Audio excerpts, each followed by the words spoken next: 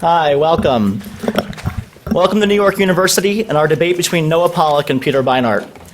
My name is Zach Krukoff. I'm the Vice President of TorchPAC, NYU's pro-Israel advocacy organization. We work to strengthen the U.S.-Israel relationship through proactive education and engagement on campus. The goal of our debate tonight is to move beyond superficial discussion and raise some key questions. In light of the events this summer, how does Israel fit into the modern Middle East? What does it mean to be pro-Israel today? How can we find a lasting peace in the Middle East? And while we don't expect to answer every question here tonight, our goal is to start a conversation and delve deeply into key issues. Tonight would not have been possible without the tireless work and dedication of our members and our co-sponsoring organizations. We feel especially grateful to Hillel at NYU, without whom tonight would not have been possible. We'd also like to thank College Democrats, College Republicans, and College Libertarians for helping ensure this debate touches upon issues that are relevant to everyone across the ideological spectrum. We'd also like to thank JUMP, Justice and Unity in the Middle East, Stand With Us, J Street at NYU, and Gesher at NYU. Tonight's debate features two incredible speakers. Peter Beinart is the Associate Professor of Journalism and Political Science at City University of New York, a political commentator for CNN, and a senior fellow at the New America Foundation. Beinart is currently a contributing editor for The Atlantic, has written 3 books, and has contributed to The New York Times, The Wall Street Journal, Financial Times, The Boston Globe, The Atlantic, Times, Slate, Reader's Digest, and more top publications. Noah Pollak is the Executive Director of the Emergency Committee for Israel and a regular contributor to Commentary, The Weekly Standard, and The Washington Free Beacon. A native of Vermont, he studied political science and English at the University of Vermont and international relations at Yale. He lived in Israel for 3 years and worked at the Shalom Center, a think tank in Jerusalem. Tonight's debate will be moderated by Laura, the president of TorchPAC, and we'll also have representatives from co-sponsoring organizations helping lead the discussion in the second half. So without further ado, I'll hand it off to Laura to discuss the format of the debate. Thank you, Zach, and thank you all for coming. Without you, this event would, of course, not be as exciting or interesting and would not be possible. Tonight's debate is going to be broken into 2 different halves. The first half is going to be questions that are really essential to the issues of this debate and the issue of Israel's role in the evolving Middle East. The second half of the debate will be by our co-sponsoring organizations. We have representatives from College Democrats, College Republicans, College Libertarians, JUMP, and J Street at NYU. And they will all be asking 1 question each about issues that are relevant to their organizations that concern Israel's role in the Middle East. The first half of the debate's format, we will alternate whether Peter or Noah goes first answering the questions. It'll be 3 minutes of an initial answer, 2 minutes of a response, and a 1-minute final rebuttal. The second half of the debate will be 2 minutes of answers each. So the goal of this debate is to, as Zach mentioned, get below the surface issue questions and really get into the nuances of why these issues matter and what the central issues are. So our first question is more general, but it's a good jumping off point. Is a 2-state solution viable? If not, what is the solution? And how should we handle Gaza in a 2-state solution? Peter, if you would start first. Thanks. I think the genius of Israel's founders was to recognize that a Jewish state would only survive if it was also a democracy. These were not people who only wanted to create a state for Jewish security and self-protection. They also wanted to live the ideals that Europe had so horribly betrayed. That's why Israel's Declaration of Independence, which I consider one of the great documents in Jewish history, calls for a Jewish state that will offer, quote, complete equality of social and political rights irrespective of race, religion, and sex. Israel proper, inside the Green Line, has many flaws, but because Palestinians, what we call Arab Israelis, have the right of citizenship, live under the same law, it has the capacity to move closer to that ideal. In the second Israel, created in 1967, Israel flagrantly violates its own most profound ideals because Palestinians live under an entirely different legal system than do Jews. Jews enjoy citizenship in the state in which they live. Palestinians don't. Jews enjoy the right to vote for the government that controls their lives. Palestinians don't. That, I believe, is an existential threat to the existence of the state of Israel because I don't believe that Israel can survive as a non-democratic Jewish state. And as it happens, a couple of people who agree with me are Ehud Barak and Ehud Olmert, both of whom have brought up the specter of Israel becoming an apartheid state. This is not Jimmy Carter. This is not John Kerry. This is what Ehud Olmert and Ehud Barak themselves have both said about what happens if Israel permanently controls the West Bank. That's why I believe that it is absolutely crucial that Israel maintain the possibility of a Palestinian state in which Palestinians become citizens of their own country with the right to vote for its government, and therefore Israel is not undemocratically controlling millions of people to whom it will not and cannot, if it wants to remain a Jewish state, give citizenship and the right to vote.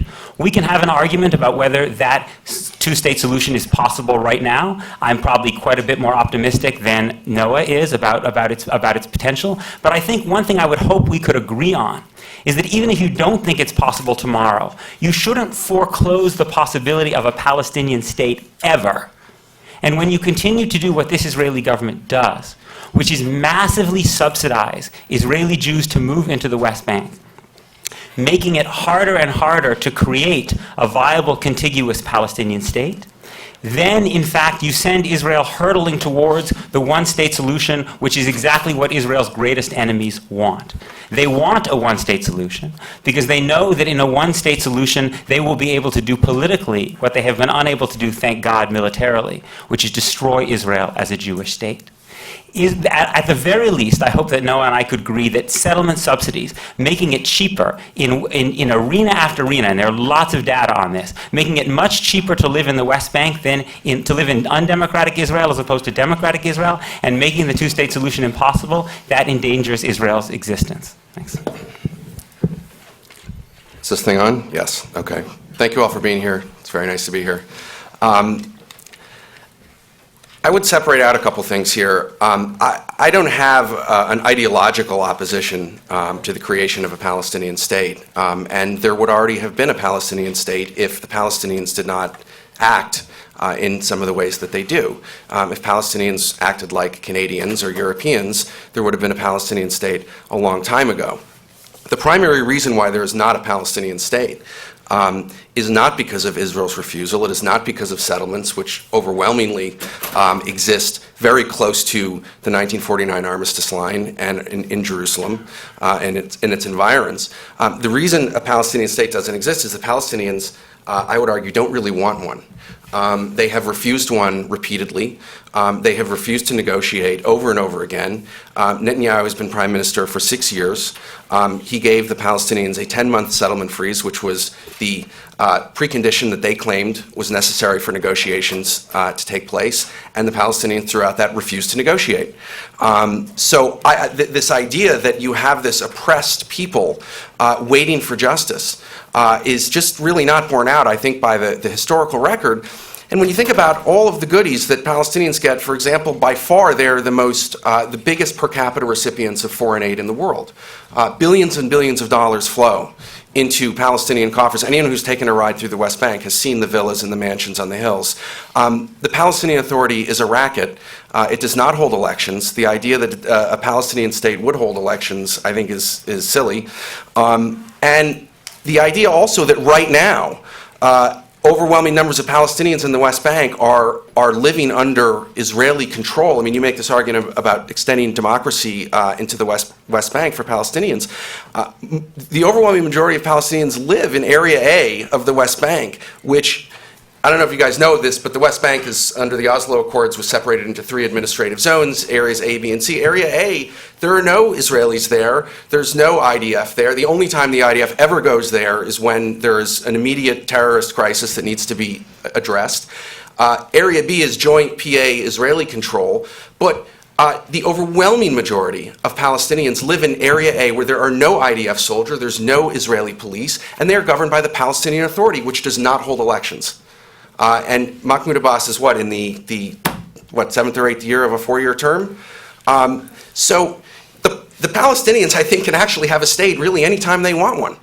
But that requires stop attacking Israel, stop trying to destroy Israel, stop the terrorism. So far, the Palestinian national movement has not really been a national movement as much as it's been an effort to deny the Jewish national movement. Okay, so I have a 2-minute rebuttal? Gosh, there's so much here.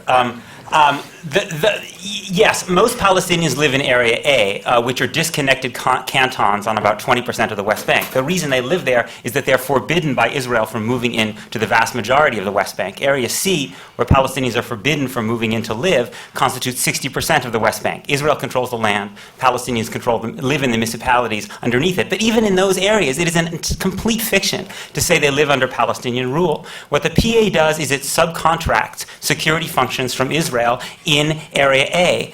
But as Noah passed over briefly, the IDF can go in anytime it wants to any single square inch of the West Bank and arrest anyone it wants. It's arrested members of the Palestinian parliament. It controls the airspace. It controls the borders. It controls the telecommunications spectrum. It controls everything that really matters in the West Bank, but it's happier having the Palestinian Authority actually take out the garbage and run the schools and do the policing functions in Area A until the PA doesn't want to do that, in which case Israel will go back and do it directly itself. The idea that the settlements are all near the Green Line is nonsense. The fourth largest settlement, 20,000 people, is Ariel, which stretches halfway into the West Bank. Shlomo Ben-Ami, who was Barak's foreign minister, himself has said that it's utterly incompatible with a contiguous Palestinian state. As for the idea that Abbas is not serious, you can either take Noah's view or you can take the view of the Israeli officials who know Abbas best, who care about a two-state solution. Shimon Peres, June 26, 2014. Abbas is the best partner that Israel has and the best we have had. I have known him for 20 years and he's a man of his words and a man of courage. We shouldn't miss an opportunity to make peace with him. Ehud Olmert has said almost exactly the same thing. There was a poll that came out just this October which showed that by Khalil Shikaki, the most prominent Palestinian pollster, which showed that by a quite significant margin, 51 to 34, Palestinians favor a two-state solution. I am not suggesting that Palestinians have not made terrible, terrible mistakes, including crimes. I go into some detail about them, particularly Yasser Arafat's role in the Second Intifada, in my book. But unfortunately, a whole series of things that Noah just said are just empirically not true. Okay, on to our second question. Let's stay on the issue of settlements for a little bit. I think that's of interest to most of you here. Noah, since you're starting off this question, do you see settlements as an obstacle to peace at all? And Peter, in your answer, if you could talk about whether or not settlements you see as one of the biggest obstacles to peace, and if not, what is the biggest obstacle? Noah? If settlements were actually an obstacle to peace, there wouldn't have been a lack of peace before there were settlements. There weren't settlements until after 1967, which is, of course, when many Arab armies attacked Israel, attempting to destroy it, and that is when Israel came into possession of the West Bank and Sinai and the Golan Heights and these places. Excuse me. I can understand why, if you're a Palestinian, settlements offend you, but Tel Aviv offends Palestinians too. And there is most of the settlements that exist today, the major settlement blocks, about 80% of that population of Israelis that lives over the Green Line are in areas, Ariel is really the one exception. They are in areas that are very close to the Green Line or that are in the suburbs of Jerusalem. The Palestinian Authority leaders themselves, in the talks with Olmert, acknowledged that these major settlement blocks would remain, under any deal, they would remain part of Israel, not become part of Palestine. I mean, the idea that a bunch of communities are going to be bulldozed into the Judean desert under a peace deal isn't really true. But there's a bigger, more fundamental question, which is this. If building settlements over that Green Line, if Jews living over that Green Line is such an impediment to peace and is such a problem and is such a blow at the honor of Palestinians, why haven't they simply made a deal with Israel? That would stop it all immediately. They were offered a deal in 2000 and in 2001, and there was talks again in 2007 and 2008, and over again, they refused to accept a deal. And I know I sound a little bit like a broken record here, but there's this sort of all these grievance claims that are made that could all be addressed instantly if the Palestinians were to do a deal. And they don't, over and over again. So I just, the idea that there is this limited grievance of where Jews live versus the bigger grievance, which is that Jews live there at all in the first place, I think is confusing the two issues. What was the second part of your question? I've totally forgotten. Just whether or not settlements were an issue for prospects for peace. Yeah, and the other thing that's important to add here, I mean, you've had a lot of claims driven by the Obama administration primarily, and many of its supporters, that settlement construction goes on unabated and that Benjamin Netanyahu is building settlements at a torrid pace, and you have various NGOs making these claims. There has been virtually no settlement growth outside of the main settlement blocks in Jerusalem over the past 6 years. The idea that there's just, out deep into the West Bank, there's new settlements being built and there's, trailers being rolled onto hillsides, that is really not true. So the way that settlements are being built right now is basically natural growth in areas that will remain part of Israel. They are not an impediment to peace. And I think this is a huge distraction to claim that they are. Gosh. Okay, again, 1/3, according to Peace Now, 1/3 of the settlements built between 2009 and 2013 were built east of the security barrier. That means not within the 10% of the West Bank that's inside the security barrier. The most heavily subsidized municipality in the state of Israel is the settlement in Hebron, which is not inside the security barrier, receives 7 times as much government money per person as does the city of Beersheba in the Negev. The problem with Noah's entire construct is the idea that whatever Israel offers the Palestinians should accept, and if they don't accept it, they therefore want permanent war. What you find if you actually study the history of these negotiations is there's a pattern of difference between the Israeli offers and the Palestinian offers. The Israelis always want to annex 8-10% of the West Bank. The Palestinian offer, Mahmoud Abbas's offer to Ehud Olmert, 1.9% land swap, is because the Palestinians don't want Israel to take as much of the West Bank as Israel does, partly because Israel can't trade enough good quality lands inside Israel proper to compensate them, and partly because settlements like Ariel make contiguity. Look at Ariel on a map. It makes contiguity from the northern Palestinian cities of Tulkarm and Qalqilia to the rest of the West Bank extremely difficult. And it's not just Ariel. Look at Efrat. I'm sure many of you spent a lovely Shabbat in Efrat, so have I. But if you look at Efrat, the Palestinians have never accepted Efrat because it sits right on the main north-south artery through the West Bank. This idea, the term settlement blocks has never been defined by anyone, and it keeps expanding. Not to mention the fact that there are lots of Palestinians who live in these settlement blocks. There are 20,000 Palestinians who live in the settlement block of Gush Etzion. What are you going to do with all of them when you incorporate that into Israel?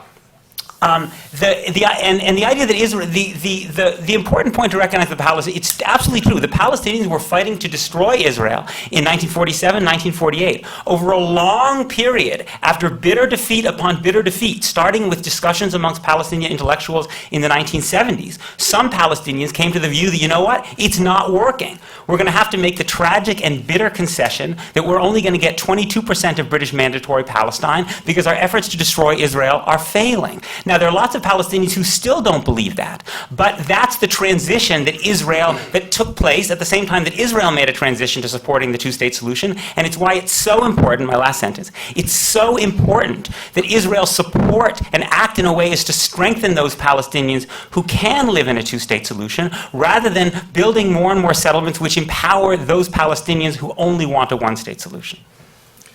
Do I get a minute here? Or, yeah?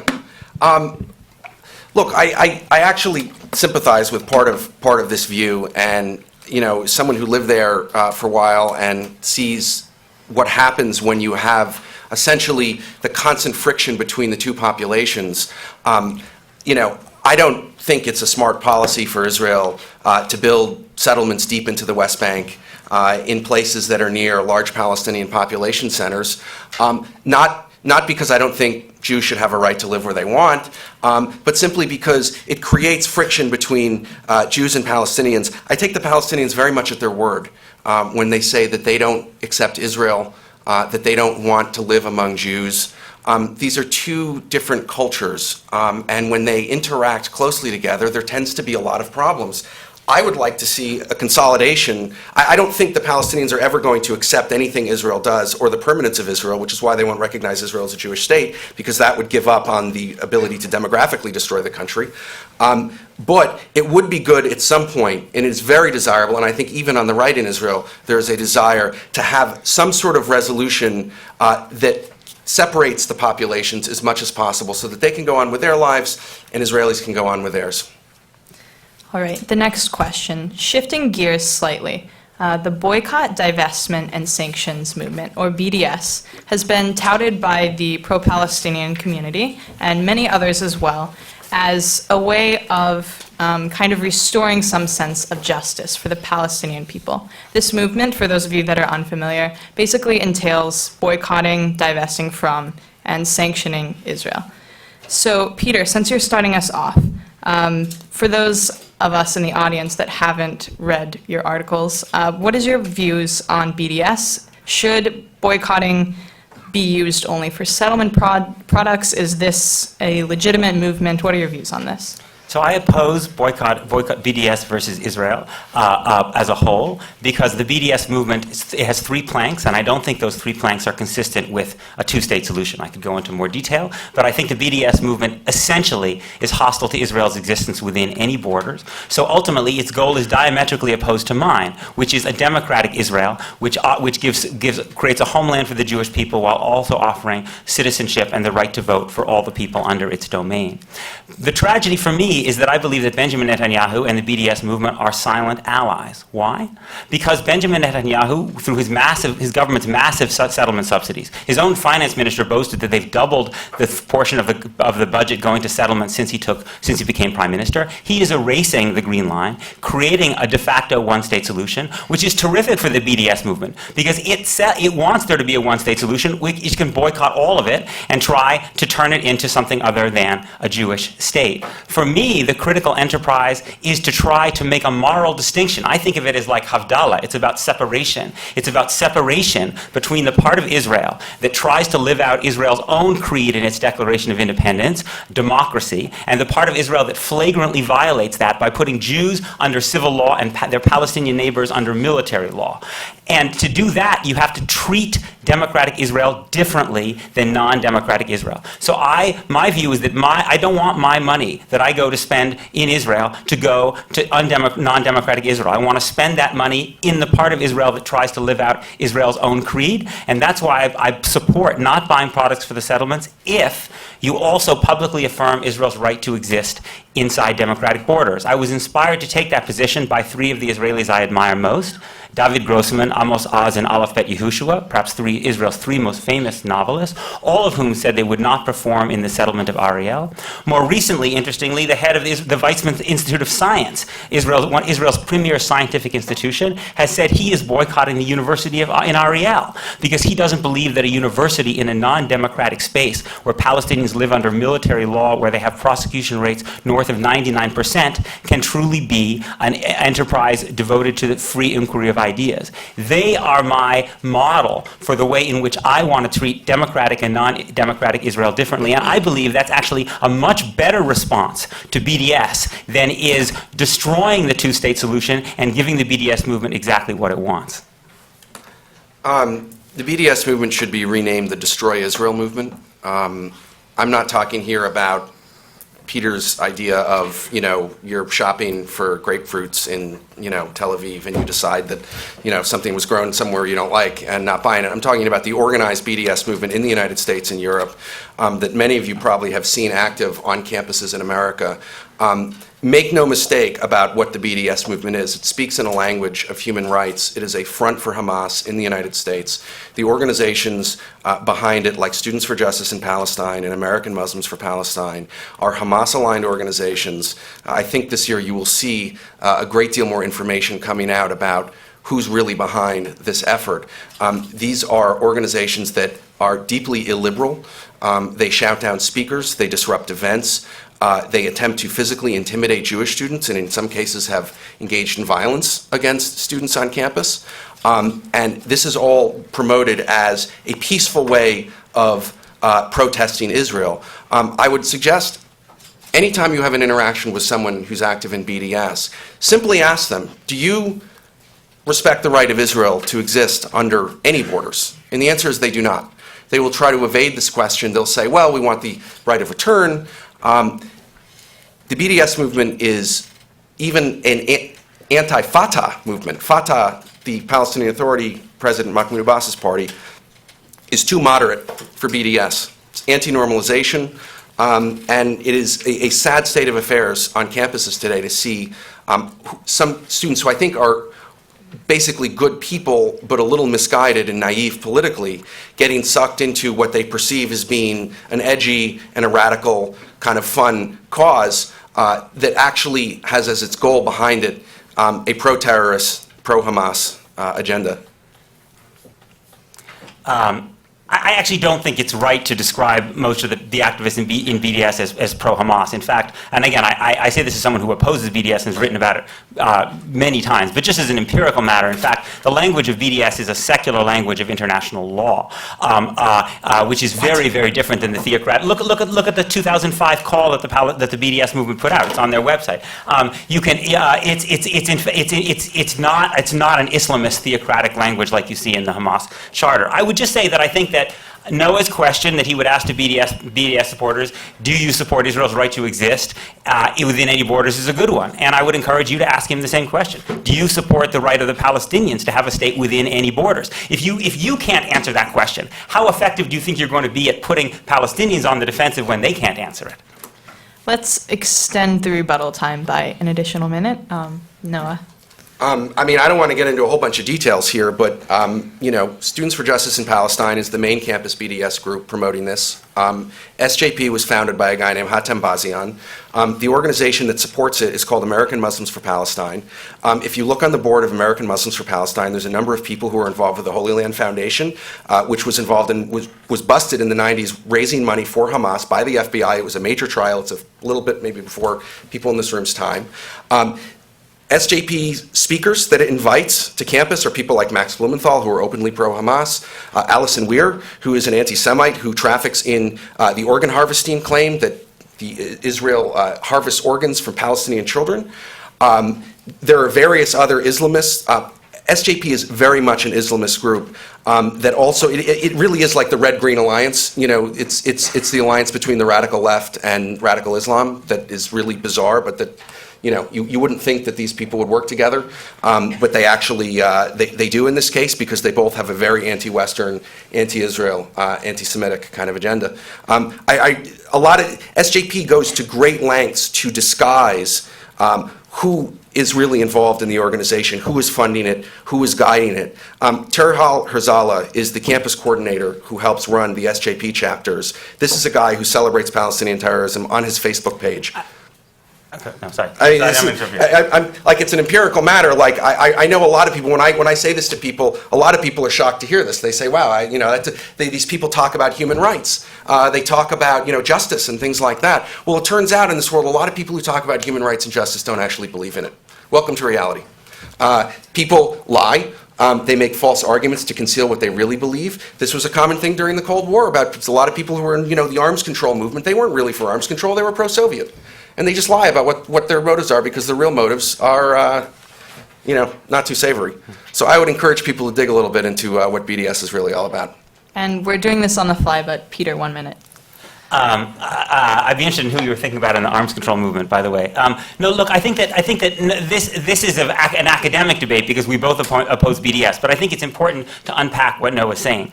There's no question, because I don't know how many people who are involved in the BDS movement you know, but I actually know some people reasonably well. We debate these issues a lot.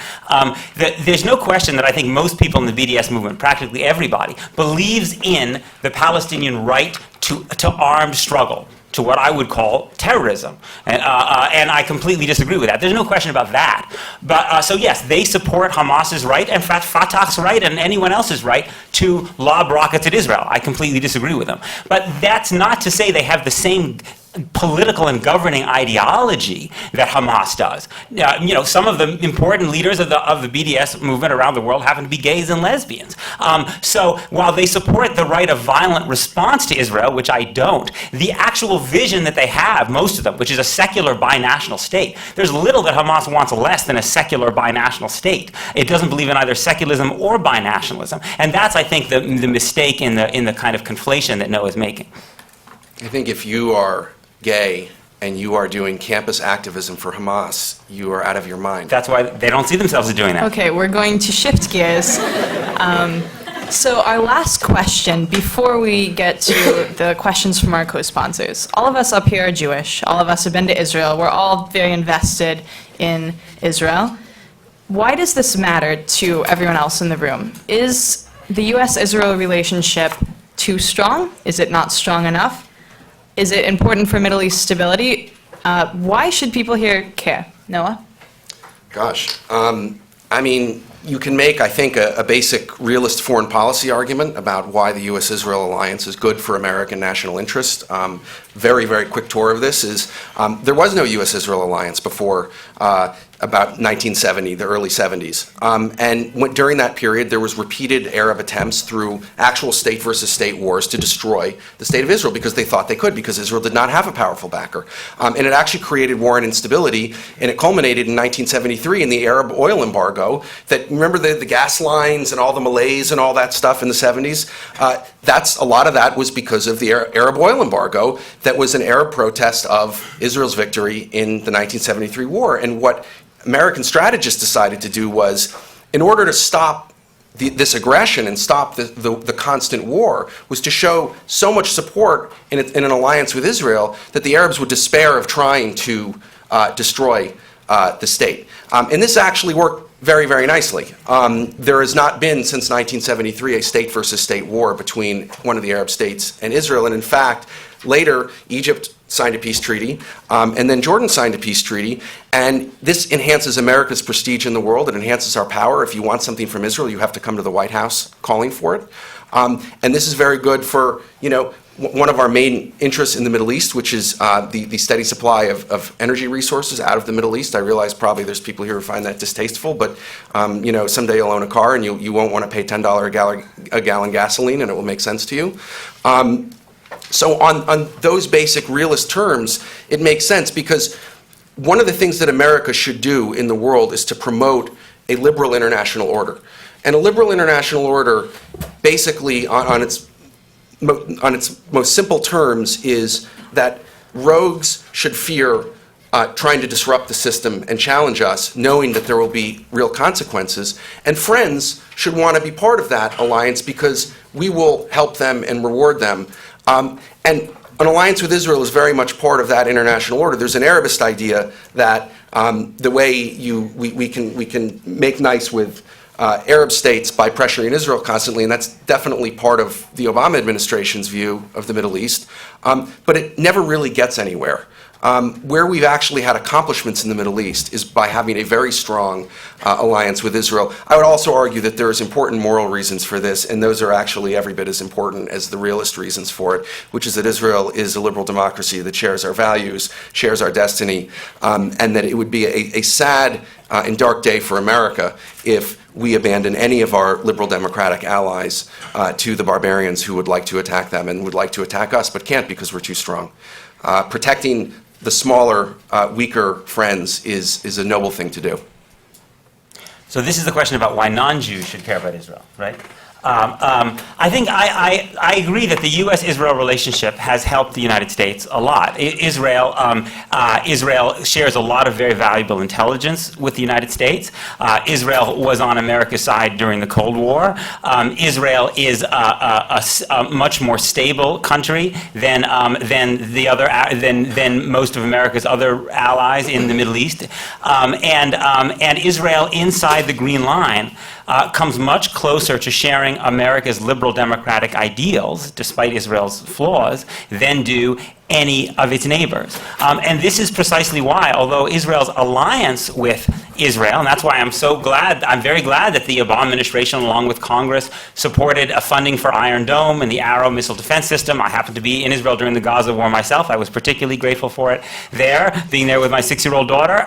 It's why I'm glad that security cooperation with Israel is, according to both Israeli and American officials, very strong. But it's precisely why Israeli policy in the West Bank and American de facto support for that undermines the American interest in the world, because Israel in the West Bank is not a liberal democracy. I'm always flabbergasted when people can simply say Israel's a liberal democracy, pretending that the West Bank doesn't exist. Do you know that in the West Bank it is illegal for 10 or more Palestinians to congregate for a political purpose, even in someone's private home, without a prior permission from the Israeli military commandant in that area? This is not democracy.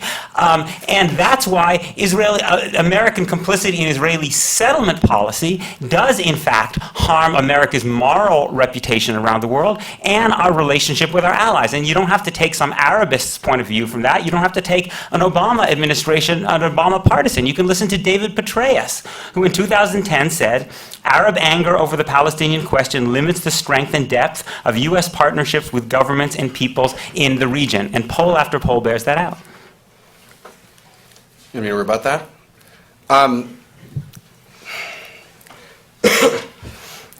Petraeus was slipping into an Arabist idea, and it's something that anyone who has been in the U.S. government or who's been in European governments has heard over and over again when they visit Arab capitals, which is that there is a perfunctory claim by Arab leaders made protest over Palestine. It's a claim that, again, I use the word perfunctory very intentionally. It's one that, especially now with the greater threats in the Middle East to Arab regimes from Iran, is made. Sometimes what I'm hearing from people now is it's not even made. And the Arabs, this idea that America has to crack down on Israel or America has to force Israel to do things because Arab regimes demand it.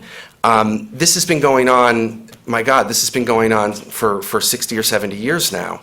And we've never gotten anything from the Arabs for pressuring Israel. Obama has made a big show, actually, over the past 6 years of pressuring Israel. And the Arabs are more recalcitrant than they've ever been.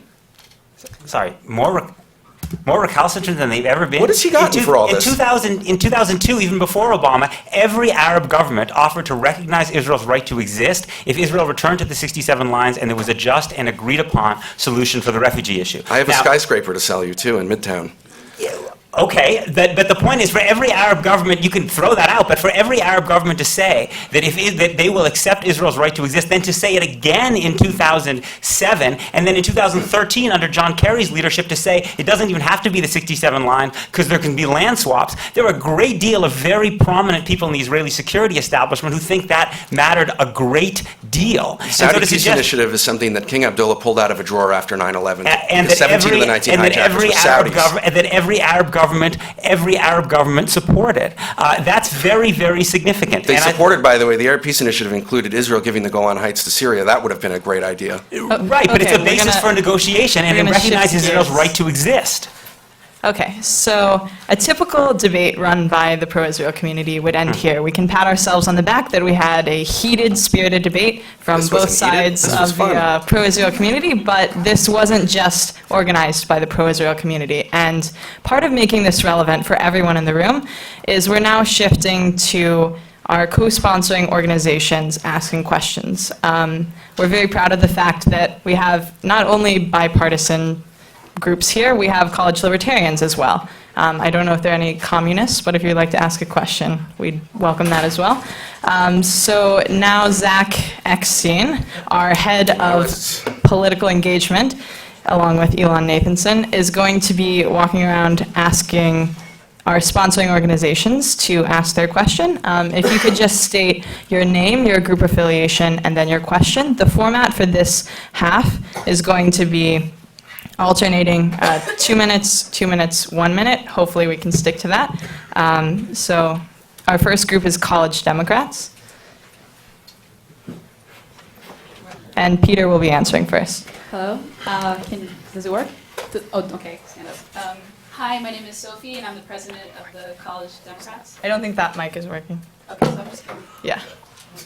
Hi guys, my name is Sophie, I'm the president of the College Democrats, and we have a question that we kind of changed based on the discussion at hand. Since besides Jerusalem, the rest of the land bordering around the West Bank does not have a high population density, why are Israeli land developers intent on settling the West Bank beyond the reason of the British Land Agreement? Why does Israel need to expand past its current borders? The reason Israel has not only permitted Israelis to move into the West Bank, but massively subsidized them. The average settlement receives 70% as much government, 70% more government money per person as does the average city inside Israel proper, is basically the same reason the United States Congress can't pass gun control, because the Israeli government has been captured by a very powerful, very organized interest group, which are settlers themselves and their ideological supporters inside Israel themselves. In government after government, they have been part of the coalitions. They have taken control of the housing ministry, of the interior ministry, especially under this Israeli government, and they have been able to funnel extraordinary amounts of money into what has become Israel's biggest infrastructure project since 1967, which is the building of settlements. If you want to know why Israelis in Tel Aviv and in the Negev and in the Galil can't find affordable housing, a big part of the reason is because Israel has decided to build the affordable housing for Russians in Ariel, for Haredim in Beitar Illit and Modi'in Illit, and rather than inside Israel proper. Many of Israel's own leaders, David Ben-Gurion warned that this could lead to the destruction of the state.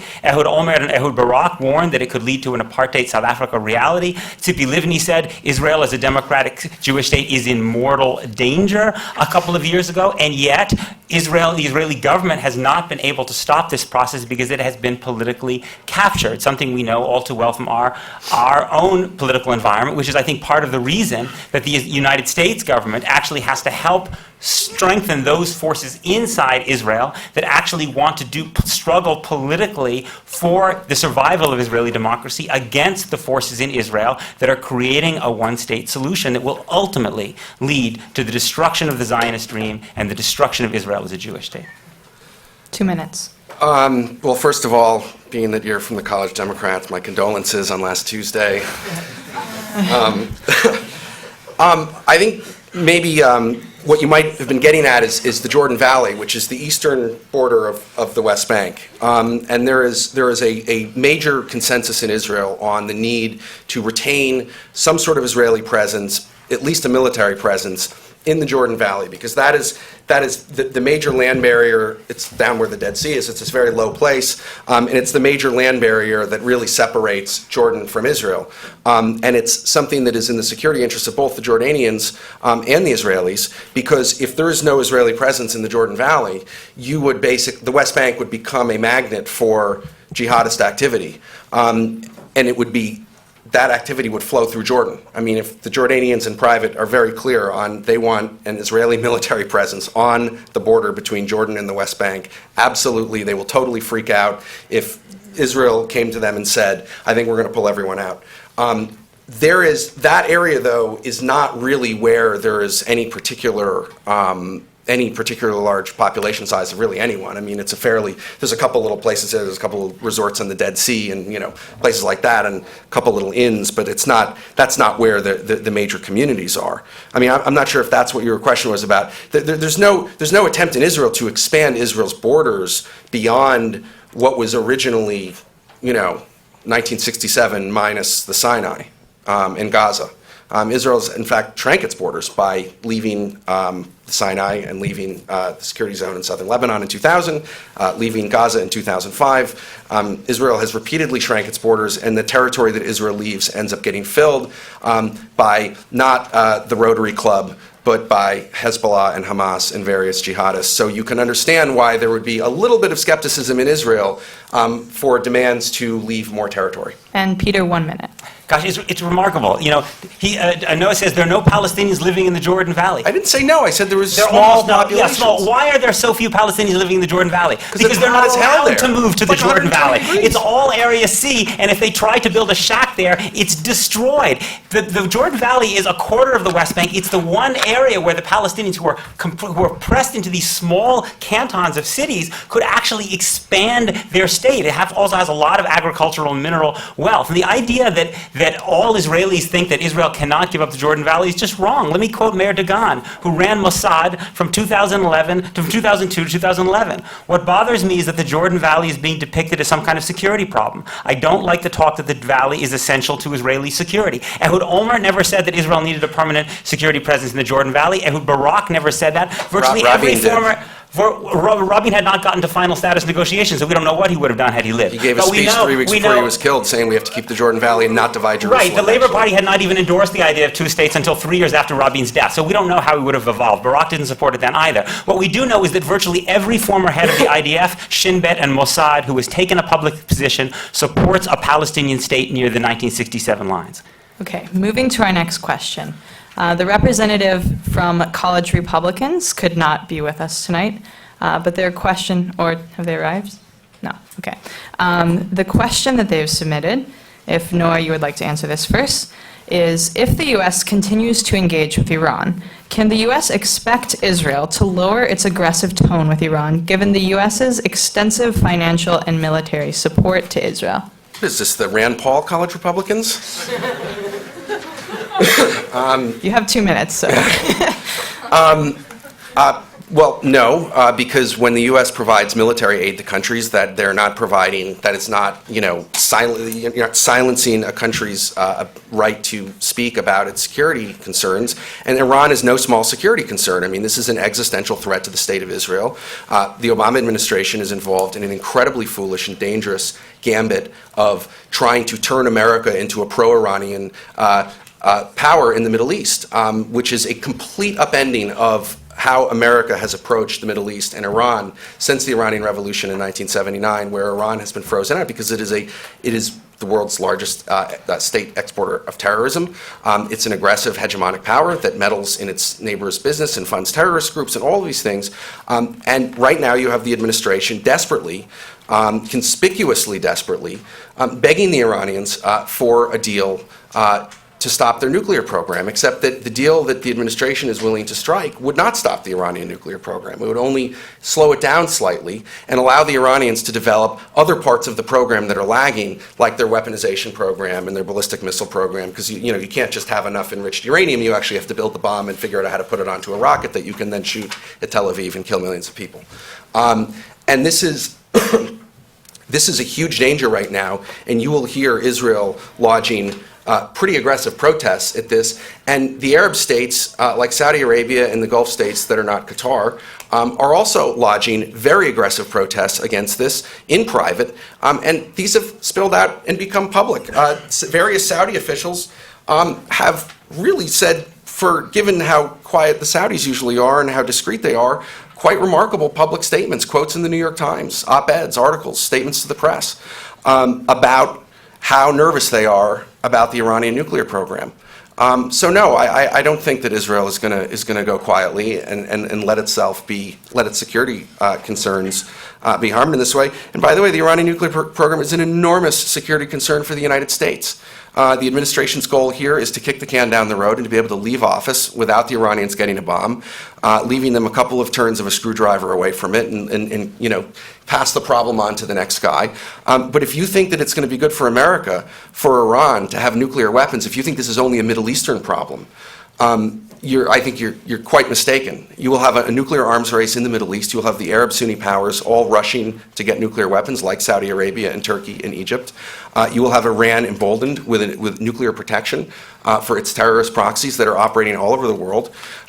It will be a very, very bad time for the world if the Iranians go nuclear, and I think the Israelis are actually quite right to be very fearful that the Obama administration is going to put them in a position to do that. And Peter, let's give Peter the full and exclusive use of his 2 minutes. Peter? Sure. I don't know what kind of a deal, if any deal, will be cut, so it's hard for me to judge how good or bad a deal it will be in terms of how great our oversight and our inspection capacity will be of Iran. So we'll know if they're rebuilding and how much we'll be able to, how many centrifuges they'll have, how much enriched uranium they'll have. What I do know is that when you talk about it, you have to compare it to the alternative. The alternative is a military attack on Iran. Benjamin Netanyahu has been in power for since 2009, every year claiming that this year was 1938. He has not taken military action against Iran. Why not? Because he was blocked by his own security officials. Let me quote Nachum Barnea, probably Israel's most prominent columnist. Quote, "Not one high-ranking official in the Israeli security establishment, not in the Israeli Defense Forces, top echelons, nor in the defense establishment, currently supports an Israeli attack. One after another, they have come out and said that they think the consequences of a nuclear attack, of an Israeli attack, I want to be very clear about this, would increase the chances of Iran getting a nuclear weapon. Not have no effect, increase the chances." Again, this is Meir Dagan, who had the Iran portfolio from 2002 to 2011. Quote, "An attack would mean regional war, and in that case you would have given Iran the best possible reason to continue the nuclear program." That happens to be also the assessment of Michael Hayden, who was CIA director, that in fact an Israeli attack would destroy any capacity capacity for inspections, its ability, we would set back the Iranians fairly minimally, a year, 2 years perhaps. It would be very difficult to know. And then we would have no inspections whatsoever, and we would have no international coalition whatsoever. The other reason that I think a military attack on Iran would be such a bad idea, it could be a death blow to the Iranian democracy movement. So one of the reasons that Iran's most prominent dissidents, the people who hate this regime the most, are so supportive of a nuclear deal. Someone like Akbar Ganji, for instance, because they know, in fact, that it is this Cold War with the United States that helps perpetuate this horrific regime in power, and that more international engagement with the West would, in fact, make it much harder for this regime to repress its own people. Noah, 1 minute. Wow. Death blow to the Iran democracy. I mean, there was an Iran democracy movement in 2009 after Ahmadinejad stole the election, and Barack Obama wouldn't say a word about it. And he, in fact, flattered the regime, and he kept giving them Norway's greetings, calling them the Islamic Republic. So the death blow to Iran democracy, there was actually a chance to help Iran democracy, and because Obama wants so badly to cut a deal with this terrible regime, he didn't say a word about it. The idea that inspections and monitoring are this amazing panacea that will ensure security when a country is developing illicit nuclear weapons. I want to know if anyone here knows, how many nuclear breakouts has any intelligence agency in the world ever detected? 0.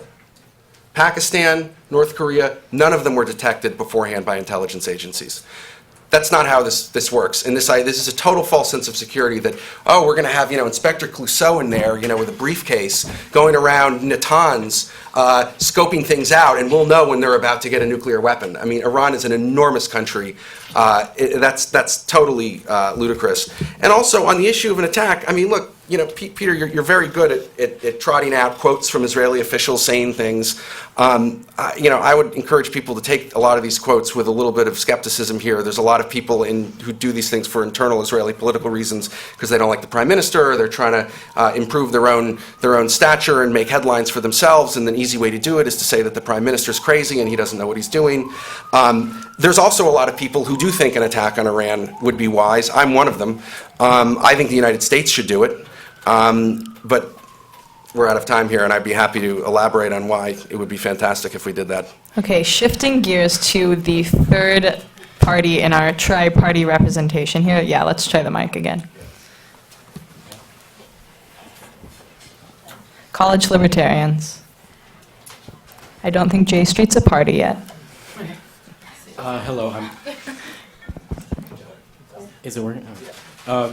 My question is, because of the regional proximity of Israel to the ISIS conflict, along with the fact that Israel had officially designated ISIS to be a terrorist organization in September, what role, if any, do you believe Israel will play over the next several months in joining the fight against and the containment of ISIS? Look, for obvious reasons, Israel is not going to play a public role in the fight against ISIS. It doesn't help when America is trying to get a coalition of Arab countries and to win over Muslims against ISIS. But I think it's a pretty good, it's a very good bet that privately Israel is providing various kind of security information about ISIS, because Israel has a very, very good security network, intelligence network in that part of the world, better than the United States probably. So I think Israel is helping behind the scenes. I think Israel has Israel has obviously a lot to be concerned about vis-a-vis ISIS.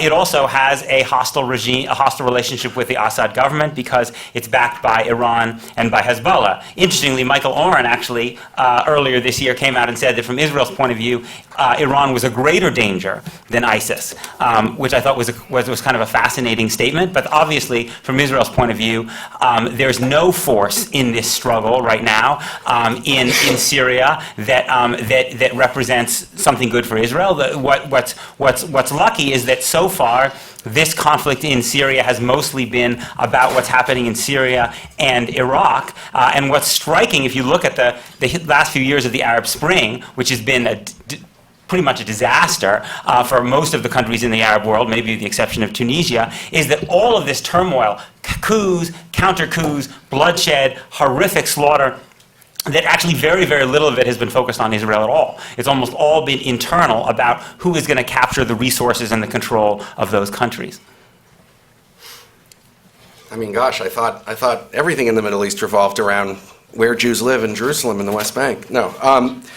Yeah, there's not that much of a relationship between ISIS and Israel. I mean, I was talking to someone in Israel a couple days ago who was concerned that some of the unrest that's going on there now among Israeli Arabs and among Palestinians in the West Bank is sort of inspired by the perception that, you know, now is the time to revolt and now is the time to fight that ISIS's gains have made. But I very much agree with Peter on this. I mean, I'm sure Israel is trying to provide intelligence support and all those things in a very discreet way, but is not threatened directly by ISIS. There is the danger of the instability on the Golan Heights, on the Syrian side of the Golan Heights, where some fighting has taken place, and Israel has bombed Syria on a few different occasions, mostly to prevent high-powered missiles from being transported from the Assad regime to Hezbollah in Lebanon. But thankfully, so far, this part of the fighting in the Middle East has not been directed at Israel. And 1 minute rebuttal.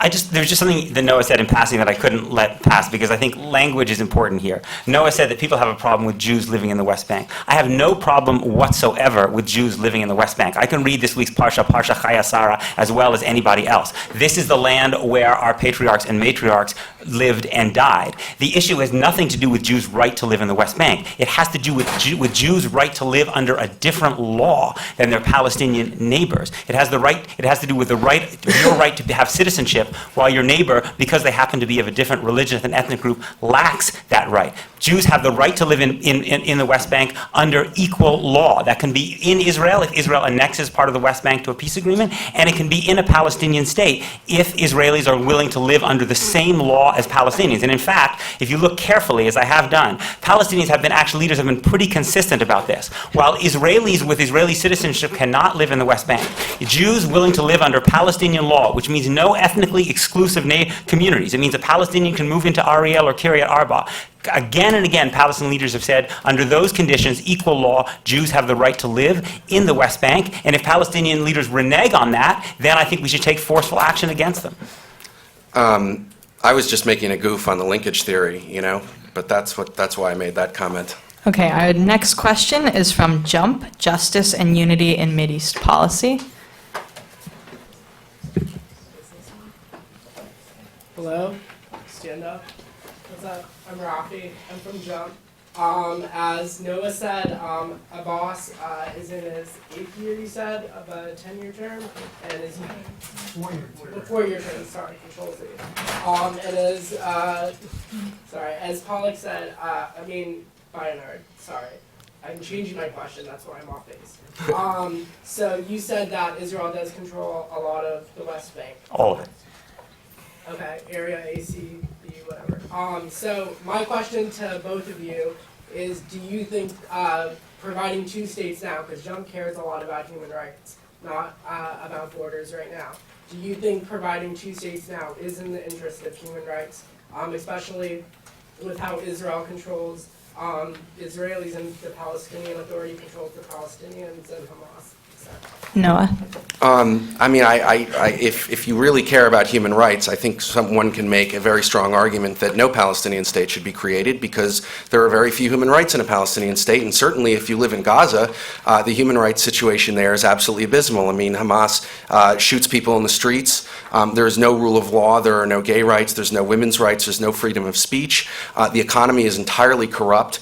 There is no actual representative, anything approaching representative government in terms of how it's governed. You have a territory controlled by a terrorist state, and it's a totally abysmal human rights situation.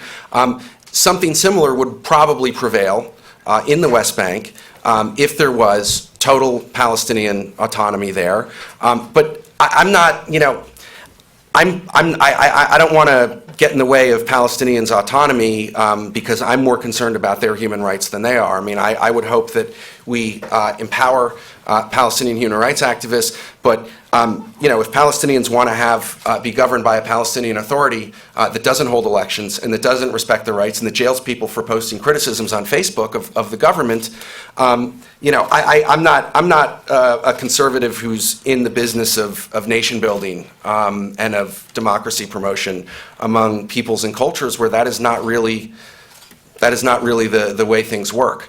But in terms of human rights, I think the creation of a Palestinian state in the West Bank in a heedless way would lead to probably that territory being taken over by Hamas and attacks being made against Israel, and you would see an immediate Israeli military reoccupation of the West Bank, which is why I would like to see a negotiated compromise worked out.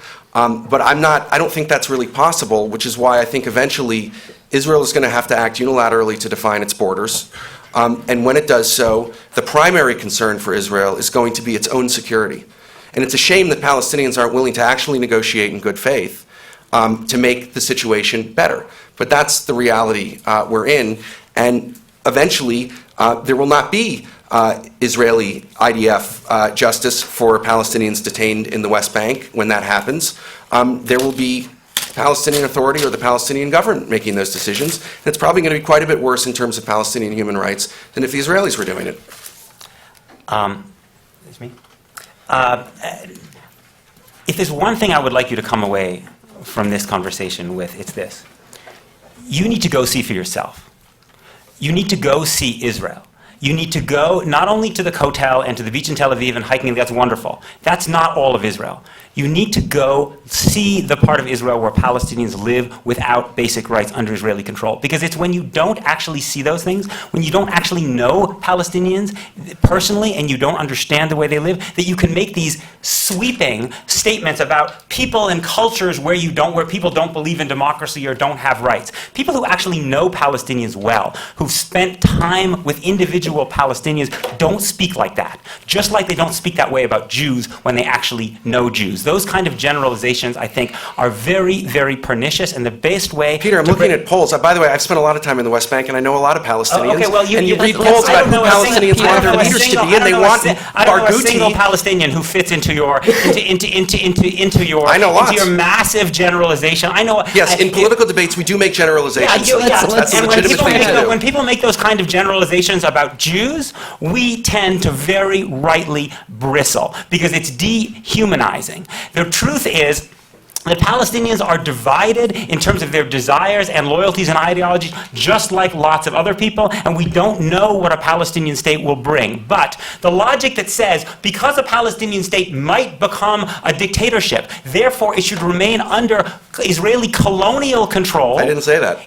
Okay, but you're saying that whether you said it or not, my point is it would be the same logic to say that none of the African countries should have been liberated from British or French or Portuguese colonial control because they might make a hash of their independence and end up unfree. Yes, nations have the right to have their own struggles as nations to try to have democracy. It's not an excuse for another government controlling them without basic rights. And I know I've been quoting a lot of people, but just to give you a sense of what it's actually like in the West Bank, I want to quote two Israelis who spent their lives administering the West Bank. The first is Carmi Golan, who ran Shin Bet in the 1990s. Quote, "We are making the lives of millions unbearable, and it kills me." Avram Shalom, who ran the Shin Bet for 6 years in the 1980s. We've become a brutal occupation force. You don't justify that by saying that Palestinians might one day make a hash of it if given the right to control their own affairs. I certainly wasn't justifying that. I was simply pointing out that there is a territory that is independently administered by Palestinians where there is Palestinian governmental control, and it's called the Gaza Strip, and it's an appalling, abysmal swamp of terrorism. Okay? Could I respond to that? We'll have an additional rebuttal for this question. Okay. Well, after Noah finishes his sorry, go 2 ahead, minutes. Noah. Sorry. Go ahead. I mean, the idea that, by the way, that the West Bank is this horrible, nightmarish place that you describe, it's really not the case. There's actually been strong economic growth there for quite a while. The reality is that the overwhelming majority of Palestinians who live there do not live under Israeli occupation. They do not come in contact with IDF soldiers on anything approaching a regular basis. These are the major cities of the Palestinian West Bank are administered, policed, etc., by the Palestinian Authority. Look, That is the. Hold on a second. Oh. And there's this need to exaggerate the situation in the West Bank in order to create the sense of crisis and emergency, that something has to be done now because there's such a moral abomination that there's a checkpoint in the West Bank. Do you know that under Netanyahu, the number of checkpoints in the West Bank has been reduced by 3/4? There was something like, my numbers could be a little bit off, but there's something like 44 checkpoints in the West Bank when he took office. Today there are 14. The whole West Bank, there's 14 checkpoints. Now that's not exactly like a crazy police state nightmare that a lot of people would like to make it out to me. Anyway, I yield my time to the distinguished gentleman. 2 minutes. Actually, in the last Peace Now report, which is in 2013, they said there were 500. I don't believe a word They said, Peace okay, Now fine, says. you cannot. But Peace actually has people on the ground every day. They said there were 541 checkpoints in the West Bank. That's ludicrous. That's totally ludicrous. Okay, well, in fact, You've never driven around the West Bank. If you in think fact, there's I've been to the 500 West. checkpoints I've in been to the West Bank many times with Palestinians, going to Palestinian areas and looking at the way Palestinians live. Now, it's true. If Palestinians stay inside their cities and don't try to go to Jerusalem, which requires a permit from the Israeli military, don't try to cross a checkpoint to go to another part of the West Bank, don't try to leave the West Bank, which requires going through the Israeli military, don't try to protest with more than 10 or more people, which requires a permit from the Israeli military, then don't try to go into Israel proper, which requires a permit from the Israeli military, yes, then they may not see any Israelis. Just like Nigerians and Indians, when they were under British control, didn't necessarily have to see a lot of British people in order to remain under indirect rule, which is the proper term for what happens in Area A. I'm not exaggerating the brutality at all. I would encourage you to watch The Gatekeepers, if you haven't. It's interviews with 6 former heads of the Shin Bet. These aren't guys who hang out at Zabars, okay? These are tough guys who spent their lives protecting the state of Israel in the West Bank every day. Listen to what they say about Israeli control in the West Bank. And they are not exaggerating anything. They happen to live that reality every day. I realize the tragedy of checkpoints, but they actually do exist because when there weren't checkpoints, people came into Jerusalem and Tel Aviv and blew up buses and restaurants and murdered people. And if you've ever been near the scene of a suicide bombing or seen a terrorist attack or something like that, you will be your moral outrage at the fact that someone has to once in a while wait in line to get through a checkpoint, I think will be tempered a little bit by the fact that there aren't people, children and women, being blown up and shot and stabbed all over the country like there were in the early 2000s. There were no checkpoints, by the way. After the '67 war, there were no checkpoints between Israel and the West Bank. There was people going back and forth. Everyone would go for hummus on Shabbat. It was good times. And it was only after attacks started that those security measures were put in place. That is also the case with a security wall, which of course gets condemned constantly, but it's probably saved more Palestinian lives than Israeli, because every time a suicide bomber comes into Israel and kills a bunch of kids, the IDF has to go into the West Bank and find out who did it, and that leads to Palestinians getting killed. The wall has saved a lot of lives, and the checkpoints have 30 saved a lot of seconds from lives. Peter, and then we are moving on. As it happens, one of my closest friends from college, who I thought one day might be the rabbi at my wedding, was killed in a suicide bombing in 1995 with his fiancée. So actually, I have spent a little bit of time thinking about that. The idea that I have no problem with Israel building a wall along the Green Line. What I have a problem with is because Israel wants to protect all of these settlements that it has helped to build with subsidies, it builds a wall that basically takes up 9 or 10% of the West Bank, disconnecting Palestinians from their villages and making Palestinian access So don't to do Jerusalem. suicide bombings. Simple Okay. solution to that problem. The idea that the wall is primarily responsible for preventing suicide bombings is a myth. Do you know that there are large sections of the wall that are not constructed? In the far south of the West Bank, there's no wall at all because the Israeli environmental movement said you couldn't build it. It's a myth. The reason there's been no security, there have been few suicide bombings, is cooperation with the Palestinian Authority. All right, Operation Defensive Shield. last and certainly not least, we have the president of Street U at NYU asking our last question of tonight's debate. Hi. I'm Shula. I'm the president of Street U NYU. And we are a club of optimists. Or we try to be. I want to ask a more optimistic question. What do you see as your ideal Israel in 50 years? And I ask you to be specific and nuanced in that, and maybe point to what the steps you see to getting to that vision. Peter, 2 minutes. The first step would be that Israel stops subsidizing people to move into the West Bank and, in fact, reverses that and starts by giving people subsidies to move back inside the Green Line. That would be step number one. Step number two would be that the Israeli government commit itself to what Ehud Olmert and Ehud Barak committed themselves to, which is the idea of a Palestinian state near the 1967 lines with land swaps, which this government has explicitly rejected.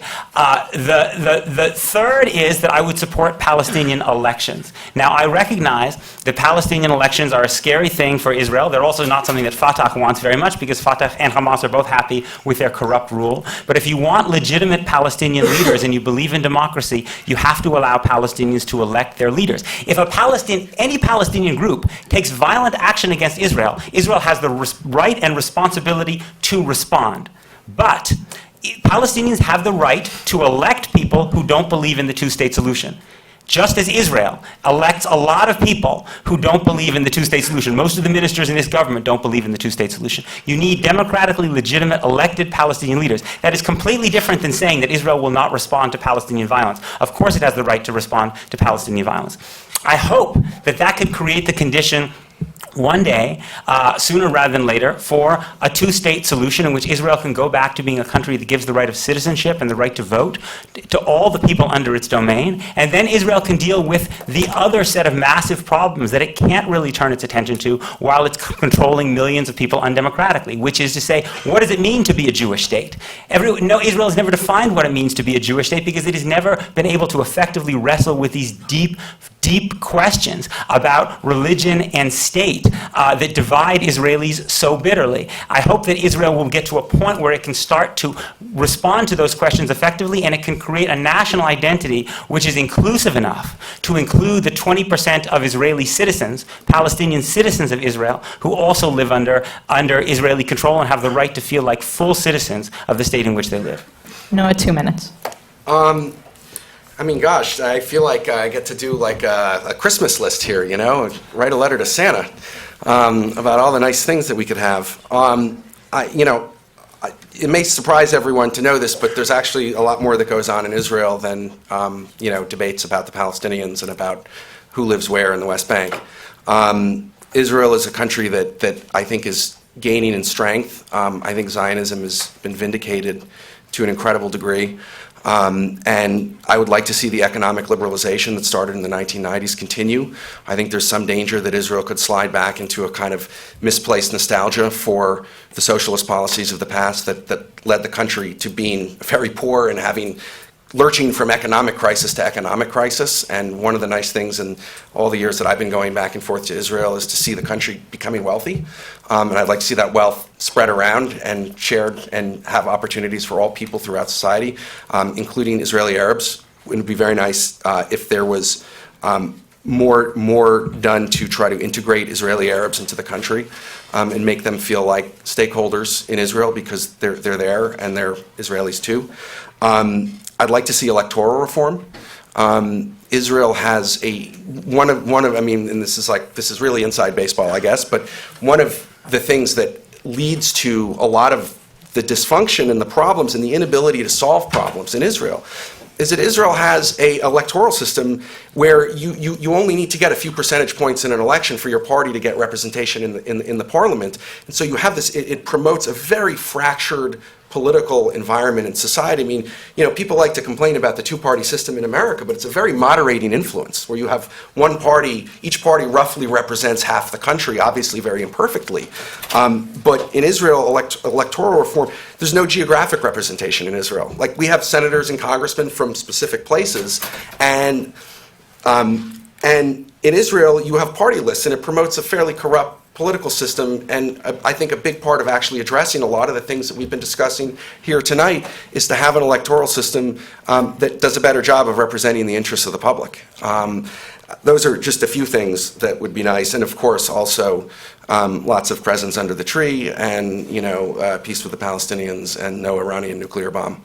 All right, thank you, Noah, and thank you, Peter, and thank you to everyone here. This is the end of the debate, but it's not the end of the conversation and the dialogue. TorchPAC is very much committed to engaging with everyone on this issue. If you look at the flyer that you got when you came in the door, both Zach and my email addresses are on there. Surprisingly, we would love to hear from you about feedback, questions, anything relating to tonight or what we do. You can also like our page on Facebook. It's TorchPAC.